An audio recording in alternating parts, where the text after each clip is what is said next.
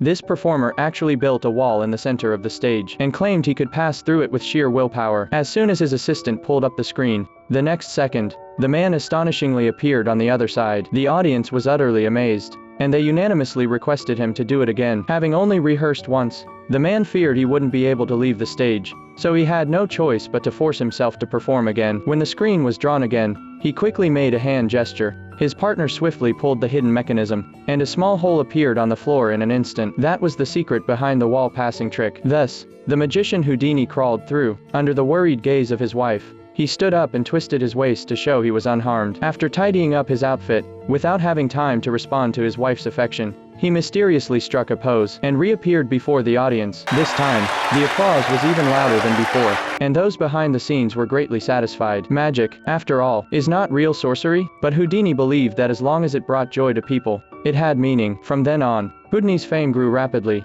to the point that even the Russian royal family invited him to perform at the Kremlin. Houdini declared that he could grant their wishes. Amidst astonished faces, he first asked the royals to write their wishes on slips of paper. Then, he collected the written wishes. To ensure fairness, he invited the princess to randomly draw one. No matter what the wish was, he could fulfill it. However, when Houdini opened the slip, he couldn't read Russian. The crowd erupted into laughter. Unbothered, Houdini asked the queen to translate, but after a single glance, she declared that the wish was absolutely impossible to achieve. One of us wishes you would make the Kremlin bells ring again.